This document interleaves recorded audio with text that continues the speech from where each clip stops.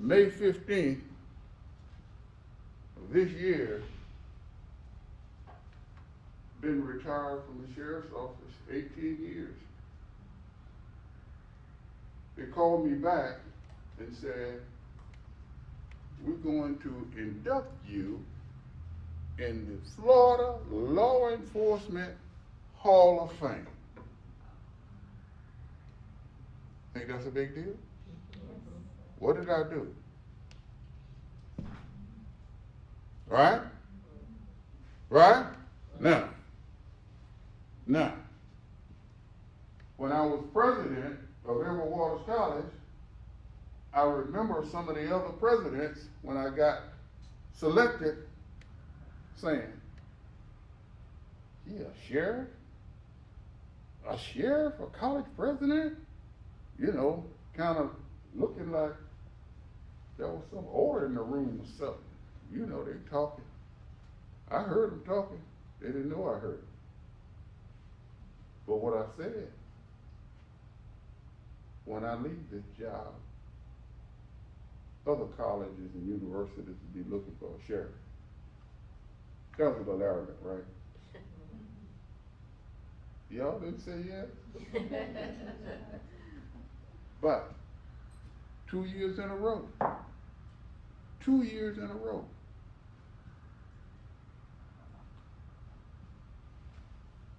The best HBCU president, male president in the HBCUs, nominated 2 years in a row. So what did I do then? That's what I want you to think about. How do you raise your head above the class? They're not going to give it to you free. Because if they give it to you free, people are going to say, why not? Right? You got to earn it. So, make a difference. Shaker, a mover, and an impact maker. When you leave it, people talking about, yeah, when so-and-so was here, they didn't put up with that. Have you ever heard that before? They don't give you that free. So, now for the comments in here, that's a young Nat Glover. And what does it say in the caption? Officer of the Year. I was a detective sergeant. I wasn't in charge of vice, robbery, homicide. I was a burglary sergeant.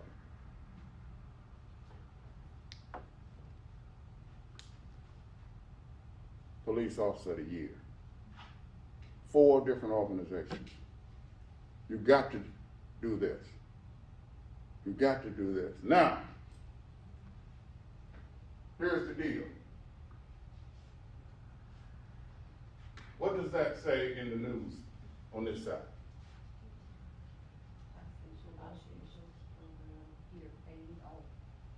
Tell you about that. Tell you about that.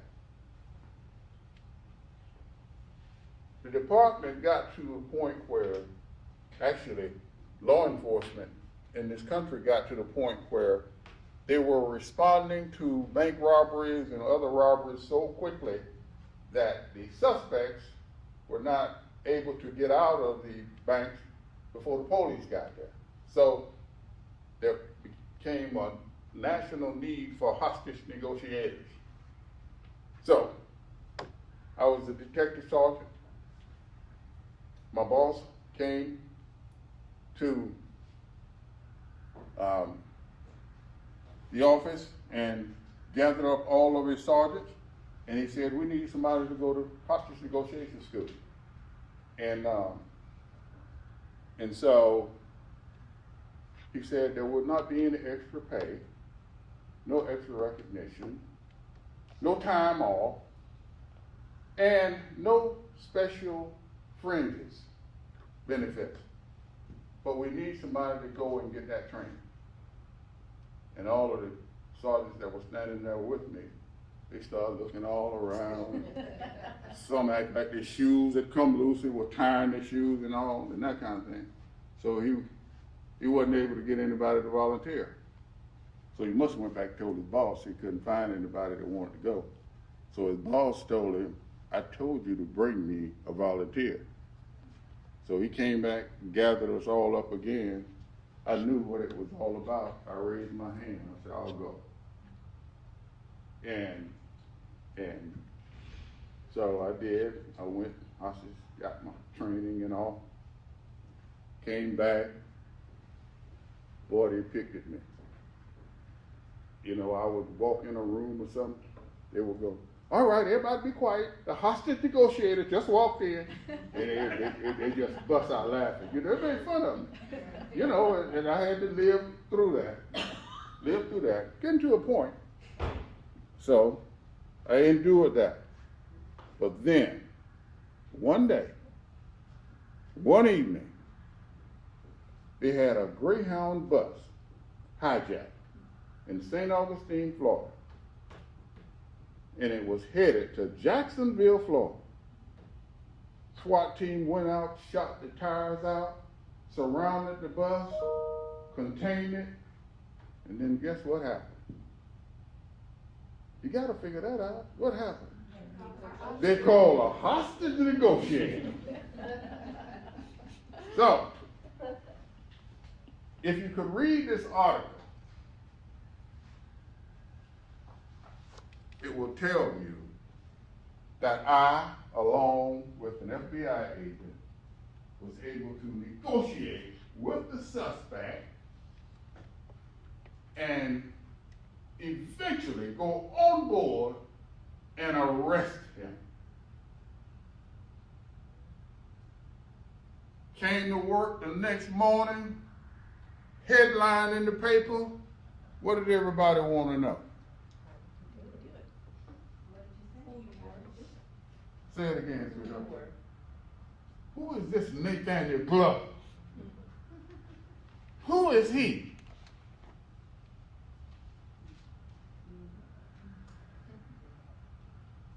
And see, I think today, this situation is what launched my career.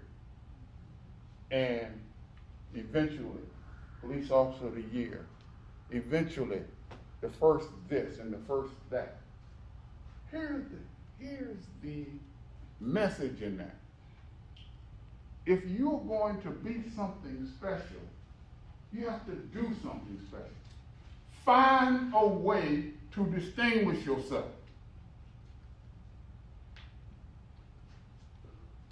When I was a burglary detective, I was to work and in there before anybody.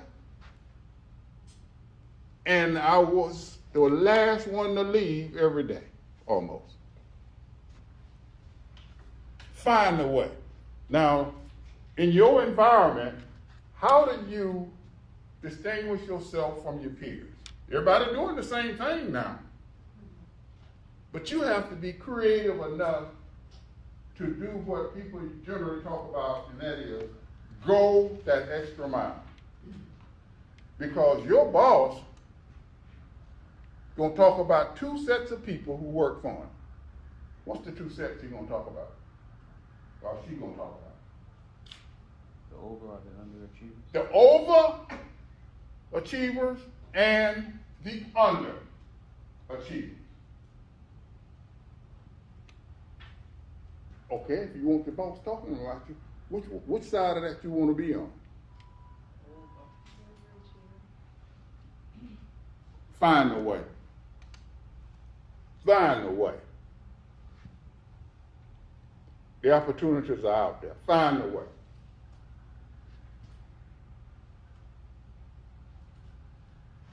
Great leaders.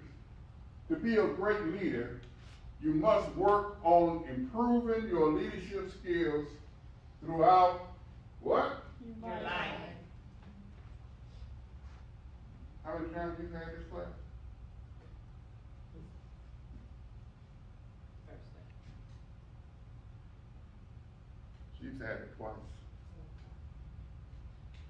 There are people who come back and been here 4 times.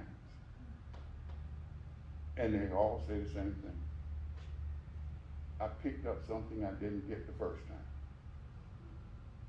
So it doesn't have to be this class, but when there's a leadership class being put on, I want you all to commit to yourself to go and get it, because your skills are going to improve.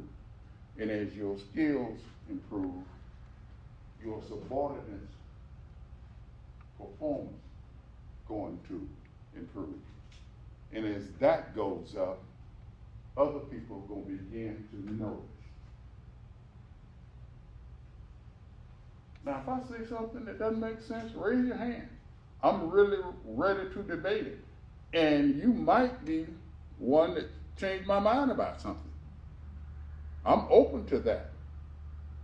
So, but I'm telling you, there are ways to distinguish yourself. And I want you to look for them and take advantage of them. And don't pay any attention to all of that mess. You making us all look bad. Here's your answer to that. I got one for you. You can practice it when you go home. Too bad. Simple. So, make a deposit into, this is a big one here too, bank account. First, I want you to work on your relationship. I want you to make goodwill deposits. And I want you to do what? Now, working on your relationship means being nice to people when you can be nice to. Nothing wrong when you walk in the morning saying, good morning. How you doing?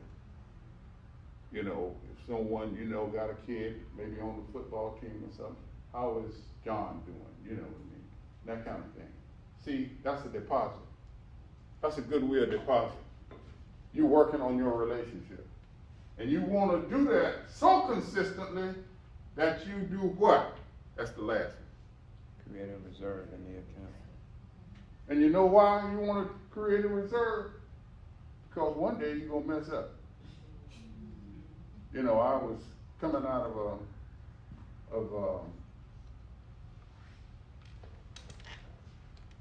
Publix, had a dozen roses in my hand. So one of my lieutenants, I was retired being a sheriff. He walking behind. Oh, you in trouble, huh? Got to buy some roses, huh? So I said, Lieutenant, the trouble with you is you sat in the leadership class and you done forgot what I told you. He, wait a minute. What did you say? So I said, what I told you was that you don't have to wait till the crisis comes. You make some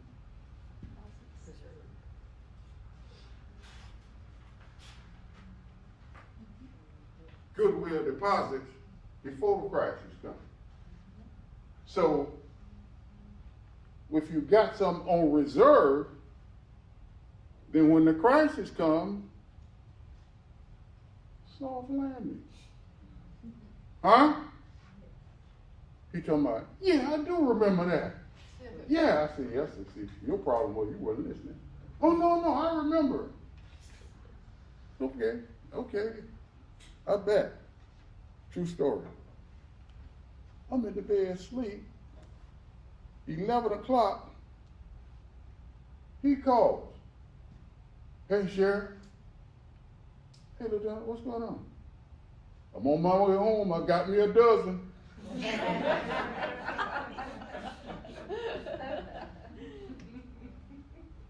Telling you, it worked. What was one of the things I did that most sheriffs don't do when I was sheriff? Any of y'all remember? You know I'm disappointed. You know that just crushed me. You know that I'm just crushed, don't you? What is it, community outreach? What was that? That's exactly right. Community outreach. I walked in those neighborhoods. I walked up to people's doors, knocked on the door. I'm Sheriff Glover. I want you to know I'm here because I'm concerned about what's going on in this neighborhood. How are we doing? What was I doing? Making deposits. Oh, making some deposits. Now, when you make those deposits, when a crisis come up in the neighborhood, instead of people getting in the streets and marching, what they gonna say?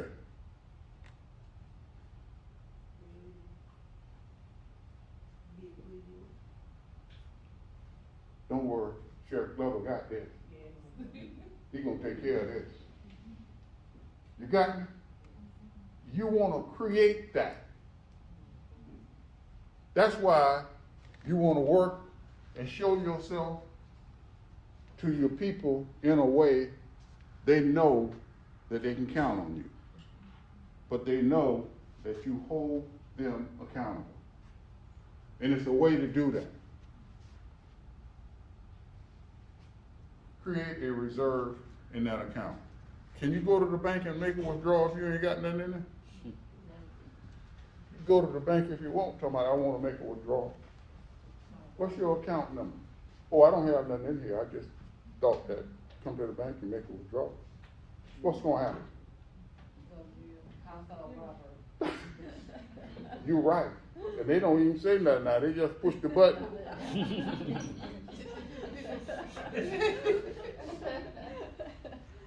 Create a reserve. It's kind of like a trust equity. That's right. That's right. That's right. Say it again. Trust equity. That's right. Equity. Value. Got me? All right. So, born leaders versus learned leaders. How many people here think they are born leaders? 2. All right. 3. Got 3. There ain't nothing wrong with that. Nothing wrong with that. Might read that. Although it's true that some people are born with greater natural gifts than others, the ability to lead is really a collection of skills, nearly all of which can be learned and improved. But that process doesn't happen overnight. Make sense? Yes. All right, let's look at some characteristics then. Born leader. What do you think is the first characteristic of a born leader? Great listener. Okay, all right. Anybody else? Be born. People, what was that? Persuader. Persuader? Courage. Let me help you with the first one. Starts with the C. Character. Communication. Communication, courage, confidence, character. Uh-oh, I heard it. What is it? Charisma. Charismatic. All right, Charisma. there we go. Oh. There we go. There we go, smart class. That 2 people say it. That 2 people say it. But neither one of them were the born leaders.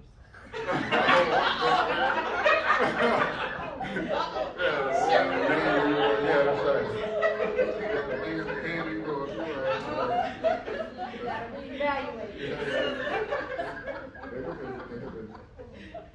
And that charisma quality is something that people find difficult to define sometimes. You know, somebody walk in the room and somebody say, you look like somebody important. Or it might be something people might say, oh, what is charisma? I don't know how to define it, but I know it when I see it. It is something about what you see in a person and feel when you're around them. So it is that quality, which is a gift. And I'm not sure it's something that you can practice and acquire. I said I'm not sure. It might be. Is it like that it? Is that it? It is. Is that it? You know, you hear people say, he got some. Well, what you talking about? I don't know, but he got it, you know, so, yeah. And somebody said confidence, that's another.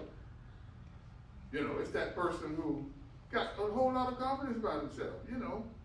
Walk in a party, everybody's sitting down and sitting around, and they'll say something like, let's do something, even if it's wrong. And people get up and start dancing and that kind of thing. They have that kind of confidence in themselves. They're also decisive. They will make a decision. Now we're gonna give you all of this, so you don't have to write all of this if you don't. You can if you want to, but you don't have to, because we're gonna give it to you. But anyway, decisiveness. Person that says, you know, let's go this way. All right, which way should we go? Let's go this way. That kind of thing. A lot of times it's the wrong way, but they will make a decision. So, also, they are enthusiastic, and here's the other thing. They are a little of that as well. Yes. I usually say, I wish I can buy them for what they're worth and sell them for what they think they're worth. That's what we call a profit margin. Yeah. But you know, I'm not so sure. People seem to think that's negative, totally negative. I don't think it's totally negative. I think an overdose of it, an excessive dose of it, could cause people to think of you a certain way, which might be negative. But I mean, to be a little egotistical, I mean, could be help you with your confidence and that kind of thing. So, but those are usually the characteristics we're born in. Let's look at a learned leader. Subordinate self. What do you think that means? Willing to follow? Able Willing to to follow? make the other better than you or look better than you. That's right. That means you subordinate yourself. In other words, you create an environment where you clearly show it's not all about you. See, if your people that's working for you ever get the notion that you're just concerned about you and not them, it could very well undermine their enthusiasm for making you look good. So, the other thing is, you want to do what? Remain poised. You know, if someone yells, fire! And you are the leader, you cannot be the first one out on the sidewalk talking about that everybody get out. Why not? Lead from the front. No, you want to remain calm and say, okay, we're going out this door and we're going to turn right and go to the stairs and go down the stairs. I mean, you got to, if they see you panicking all the time, you lose that respect that we're talking about here. You also want to be optimistic, a can-do person, and you want to be a person who's perseverant. What does that mean? Overcome objectives and adversity. Never give up. You never give up. Hang in there. When you get knocked down, you do what? Yes. Now, here's the other, and this is a big deal.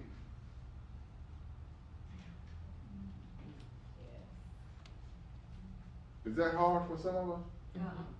Huh? It's a little challenging? All right, I want you all to make certain that you keep it in mind. People seem to gravitate toward humility. And that's the reason I said I was going to talk about me a little bit early, because when I start talking about some of my experiences, it could very well come across like you're bragging. But I just want to say to you, the reason I use the examples is because it has worked for me. Big time. Big time. But I also, every time there was a leadership presentation, I would go sit in the back. I would go and participate. I would find a way, because each time I went to the different ones, I would pick up something that I didn't pick up in the other one. And sometimes even I pick up the same thing, but I get a different perspective. So I want you all doing the same thing. I want you all working on this thing. You could become something special. People will be calling, wanting you to come and lead this effort, this objective, this initiative. They be looking for you. Why? Because you have a track record that clearly indicates that you're effective. Remember, they will not give it to you free. You have to earn it. You have to establish a record.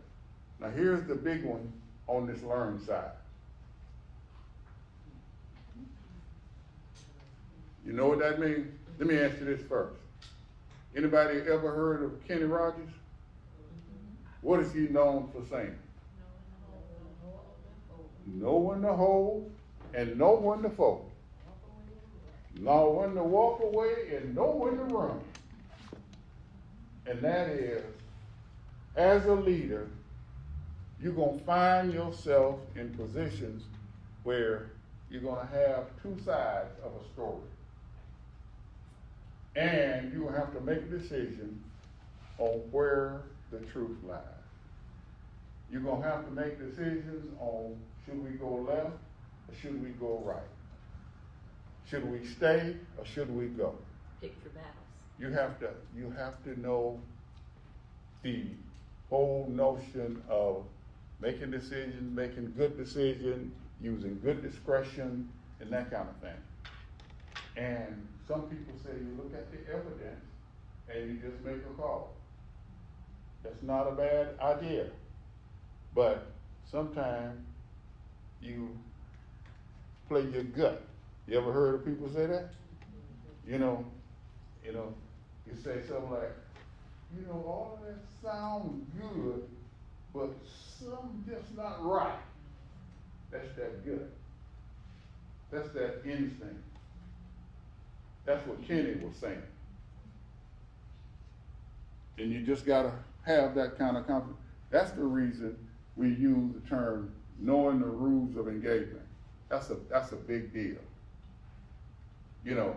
There are certain people that you go to ask their advice. And there are certain people, when you go ask somebody for advice, you pass by other people. And them other people might say, hey, why you passing by me to go to them? I could have. Why did you pass them? Anybody know? The track record.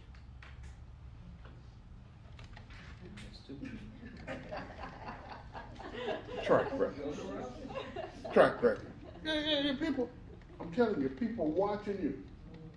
And it's all going in the fire. That's why they walk by you to get to somebody else. So what you want to do, you want them to say what they see in you. And if they say that, then they'll stop at you and ask you, I need some advice on this. Feel honored when people ask you that. Because they don't walk past a whole bunch of people. And some of them will come to you and say, I want to ask you something, but don't tell everybody. Right? Because they know that they're going to have to deal with some other people who got the track record. So,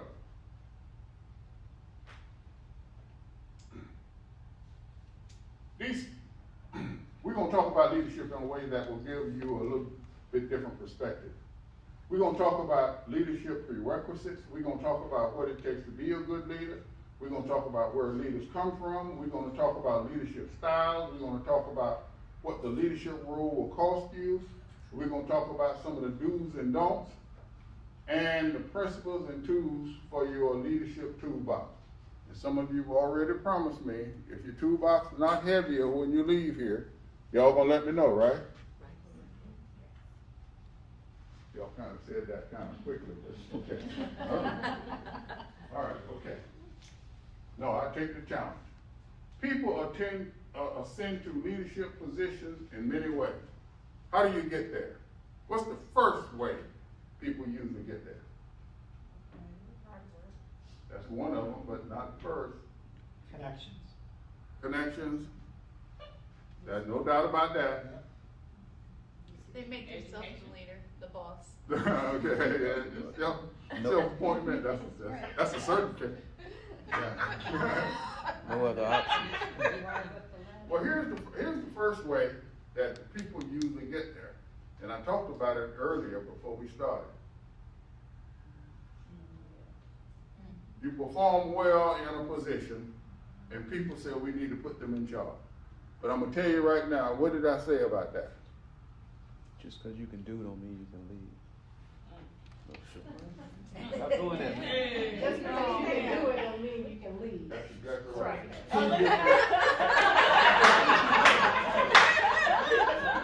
Man, always got a charisma. I'm practicing humility here. Doing the job and leading people doing the job is what?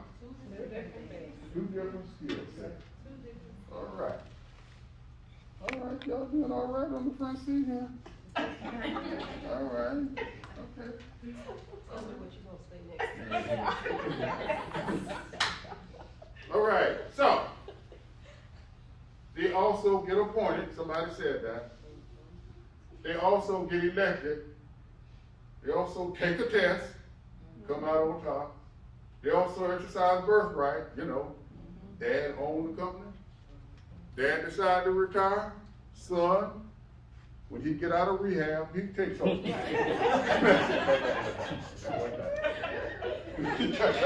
That wasn't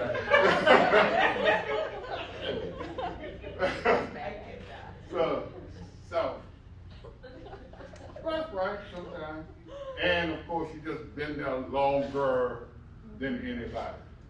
But see, none of this prepares you to be their leader. So that's the reason I want you working on your leadership skills. And sometimes you get drafted. So, what do subordinates want from the people who lead them? And that's the first thing. You've got to show them that. They got to see that in your actions. Being nice, making those goodwill deposits. You know, helping them out, helping them develop. You know. You want to show them that you care. And the other one is, can what? Can they trust you? And of course, the other one is, are you committed to excellence? Because, as I said earlier, in a lot of people who lead people, all they want to do is make sure people are on time. They're not looking for performance. If you just keep it in the road and don't get me in trouble, we'll be just fine. But see, if you work for me, I want you to be the best that you can be. Because we got a whole lot of people walking around here who have gifts, who have the ability to do things off the chain, but they aren't motivated, they aren't encouraged, they just don't get the kind of leadership to bring it out. I went to my boss one time and I got looked over on a promotion. I didn't get looked over. I mean, everybody thought I had it. I mean, they even printed it in the newspaper that I was going to get the appointment. And yeah, and I had to live with that for a whole year and a half, because people thought I got it. But I didn't get the appointment. And the boss called me up to his office to tell me he wasn't gonna give it to me.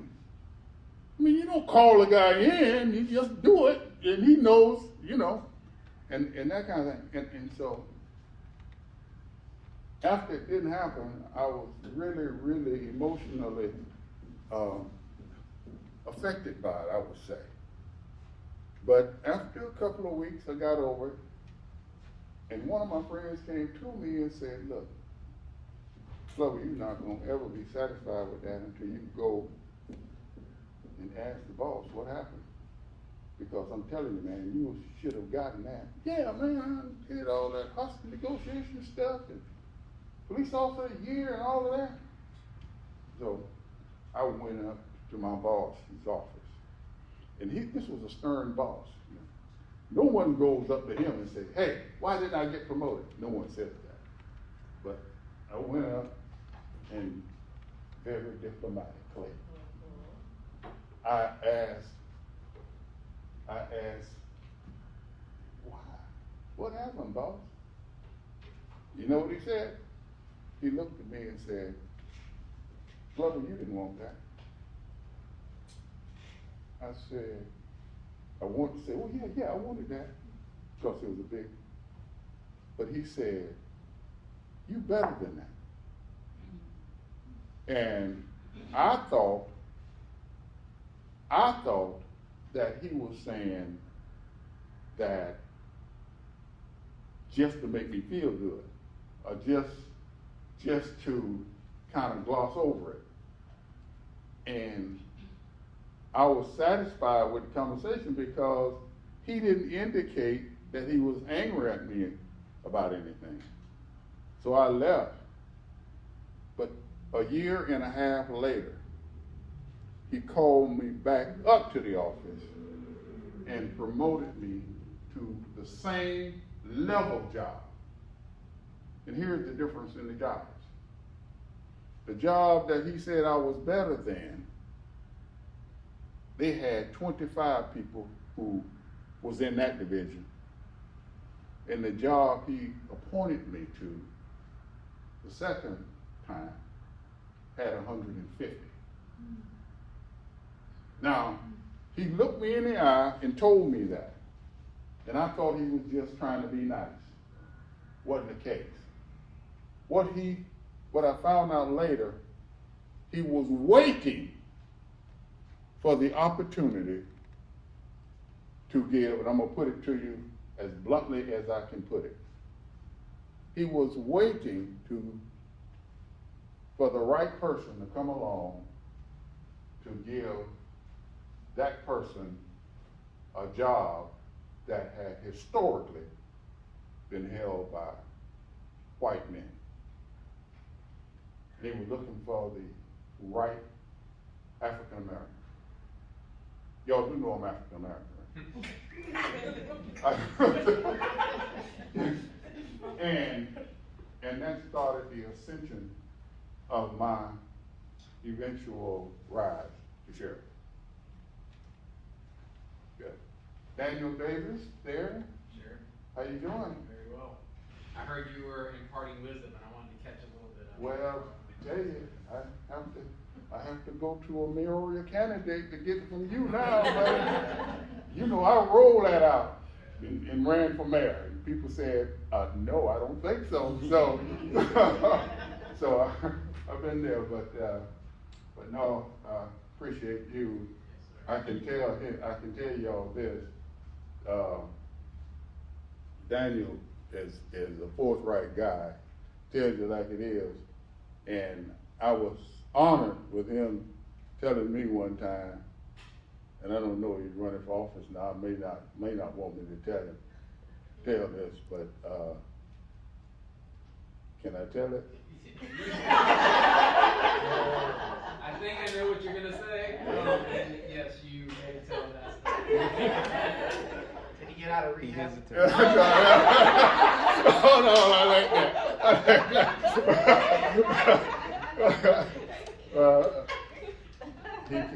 He honored me with this. He said, you are the only and the first Democrat that I've ever voted for. Wow.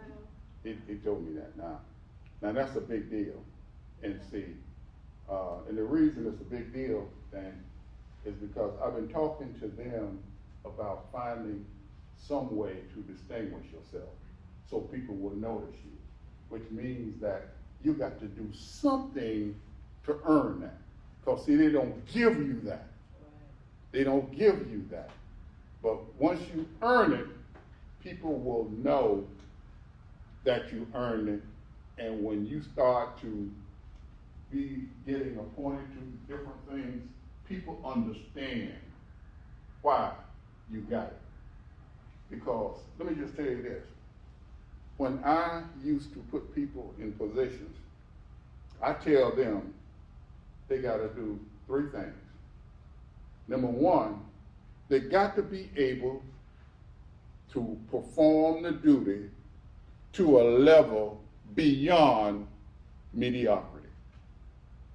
And I'm just talking about, I need somebody in that job, not just to hold it in the road. I want you to take it to another level. Number 2, the organization. The organization has to benefit from you being in that position. Make sense? Now here's the 3rd. And some people question this. The 3rd is, you have to make me look good. You have to make me look good. Now let me tell you why that's important. If I appoint these 3 people and they are performing at a top level position, performance level, they're just doing great. And then this person comes to me, they don't have all the credentials, they're not exactly that shining armor that I would like to see, but I have this gut. You remember we talked about the gut earlier? That instinctive feeling. And I say, you know what? I'm going to give her a chance. Now, when I do that, what happens? And people start saying, well, where did she come from? I didn't even know she was in the running. But what happens? We done already talked about this. You may outdo other people you thought was going to do best the first time. You lost playing lead courage. What's that? You lost playing lead. Credibility. I heard, lost credibility. What happened? You encouraged? You motivated? No, but I'm saying, how people gonna see that though? That's the question I'm asking. Well, depending on what type of people they are. Okay. If they're people that are insecure, they're gonna talk bad about you giving somebody a shot. That's right. Maybe doesn't deserve it. That's right. If there are people that receive that opportunity, they're excited about this person that is getting a shot. Okay. Now see, that's a high level thought pattern you're looking at. And usually at the ground level, you won't have but a few of them think of it like that. No question. That's a good way to think about it. But here's the deal. The deal is, if I got a record of 3 excellent ones, they're gonna give me a little bit of leeway on her. Deposits. Yeah, because I done did what? Major deposits. I got to give him another hump. Oh, God, George. Yeah, I'm sorry. See, because... Hey, man. It's the born leader in me. I'm sorry. Yeah. See, I done already made them goodwill deposits. And what do I have? Trust. This number 3. What was number 3? Committed to excellence. No. Make it look good. Got some reserve in the thing. Got some reserve. He was point. So when I'm giving her a chance, I'm drawing on my what? Reserve. I'm drawing on my reserve. Trust equity. Does it make sense now? Yeah. You see, I can't have you all messing up and then I go in a gut direction because I ain't got nothing, Nothing you could. you know. they're not gonna be willing to give her a chance.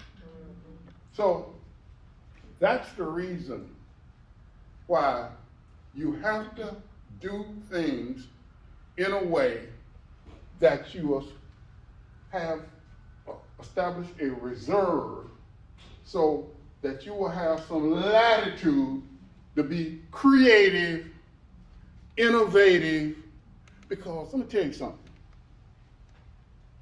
If you're a leader, and I told you all, we don't want to leave it like we found it, right? We want to take it to what? Another level. And when you're a sheriff, they're going to look at crime figures, the numbers. It was here when you took it. How much did you reduce it being there? That's what they're looking at. Now, you can be a good guy.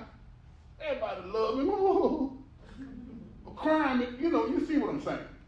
You got to produce. And see, I couldn't go out and arrest nobody. I was sheriff. But my people got to go out there and do the job, right?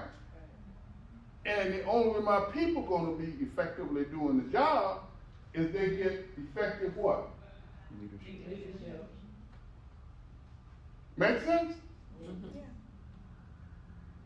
Y'all kind of hesitant to say that. Does it make sense? Yes. Okay. You got to put it in the bank. And you can put it in the bank. You can put it in the bank. So, this last one, are you committed to excellence? That means you want the job done. Oh yeah, you show up on time. Then you don't leave early. But I also want you to produce. Then you got to be the one that encourage that. Encourage it, motivate it, and what's the other? All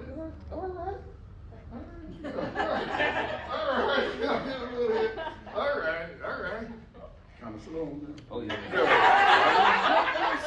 I'm just saying. That was my subordinate self.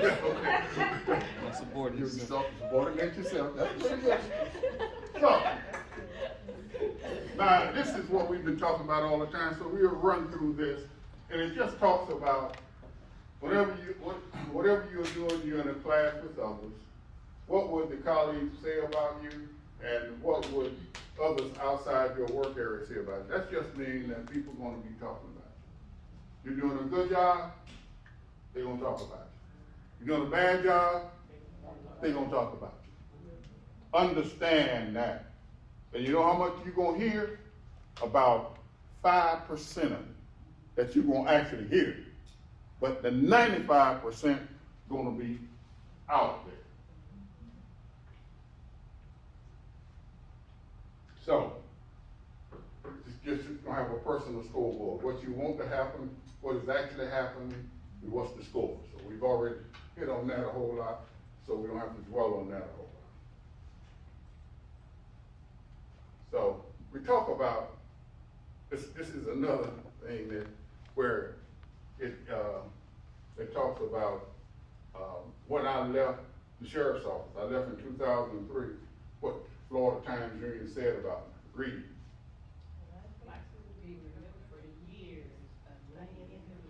Yes. Read. One person. Pastor of First Baptist Church of Mandarin, Nat Glover's name will one day be written next to James Weldon Johnson and A. Philip Randolph in Jacksonville history books. Read again. Governor Rick Scott recognized Dr. Nathaniel Glover with the Great Floridian Award 2016. Mr. James Weldon Johnson was also listed as a Great Floridian Award recipient. So the prophecy, he said it in 2003, and in 2016, two African Americans in Jacksonville, Florida, are on the Great Floridian Awards list, and it's James Weldon Johnson and Nat Glover. So that's the reason I say prophecy fulfilled. It will, and that's kind of a big deal. But what I'm saying is, people gonna talk about you, and they gonna say things about you, and they gonna, if you're in the political process, in the political media, they're going to write about you.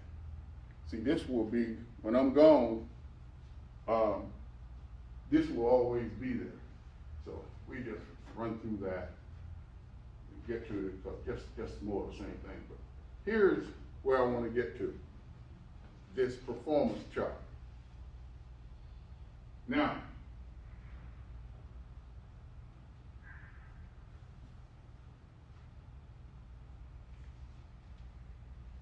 does that make sense? What is that called? Bell curve? A bell curve. I could give another thump on that, but I know you're having a problem with the thumps over on that side. Yeah, all right, she said, she gave her permission. She gave me permission. All right. But this is a bell curve, but it fits that performance chart. Now, here's the deal. We're going to get back to this. But people see you on that chart somewhere. You own the chart. Now, if you hear, shame on you. If you hear, congratulations. If you hear, I'm not satisfied with that. I am not satisfied with that. Let me tell you why. If I'm working for somebody and someone comes up and say, well, how is Nat Glover? And if my boss says, well, you know, he's all right. Should I be proud of that? No. Okay. I had some people in the class say, I'll take that deal. I'll take that deal. So, no. And particularly after you had Nat Glover class, that would be an insult to me if you all right. I want you to be in that high performance category. That's where I want you. You know, and I'm gonna tell you this. If someone, what's your name? Robin. Well, if somebody say, well, how is Robin doing? And her boss say, Robin don't want that. If Robin was over here, you think her boss would say, No. Now, if a boss say, she probably in here. Now, if she over there, the boss will probably say something like, well, we don't want to go there. Or they don't want to say anything back. So, here's what I say to you. You are on that chart somewhere. And I have never been satisfied with being in the middle. In that 70%. And that's what I start planning to do in any new endeavor. How do I get over to that 15%? So, keep that in mind. We're going to come back to that. And this, when you're talking about people that work for you, does this make sense? Huh? Yes. What about this? Does it make sense? Yes. What about this? Yes. Because if you're talking about, let's just say, the janitor here. If somebody says, how about go in there and clean up the room? They're going to have a leadership presentation in the morning. So make sure the room is nice and clean and that kind of thing. Now, if this person, you send this person in, he going to come or she going to come and look around? Good to me. That's exactly right. Look good to me. Look good, and it does look good. Okay? This person gonna come in and look around and maybe see, yeah, a little bit, you know, pick up a little paper there, you know, look and make sure the garbage been taken out, you know, and that kind of thing on. This person gonna come in, look around, look pretty good, but I think I'll go over it anyway. Might vacuum again, you know, might clean a little bit more to make sure, you know, you remember I told you earlier about want you to go that extra mile? See, because I'm telling you, people notice that. You don't even think they're watching. They're taking note. And your boss, when someone asks, they say, yeah, one of my best people. They find out about stuff like that. I remember one night, I was working late. I told you I'd come in early and stay late. That was my thing. And this was a Friday night. The sheriff came back. They were going to something. And he had forgot something at the office. He came back. It was about 8 o'clock. He looked down the hall, one light on. It was mine. He walked down and he said, Glover, you still working? I said, yeah, I had to do some, you know, this and this, and I want to get it done for the weekend and that kind of thing. I said, oh, good. Okay, all right. And he went on. And I didn't think it was no big deal. The next Thursday following, which is the staff meeting, he brings that up. He says, you know, I came here Friday night and it was late and Glover was still here. And Gallison, who wasn't one of my greatest advocates, because I was the only African American on the staff at that time. He said, oh, he do that all the time. He just don't know, man, that was the best thing in the world he could have said. I didn't have to tell the boss, I did that all the time. You see, he thought it was hurting me, but he just took me to a whole nother level. He told it. And so I'm going to tell you, when things like that happen, people notice it. If you don't believe anything else I say in this leadership presentation, remember this, and I want you to repeat it. Someone is always watching.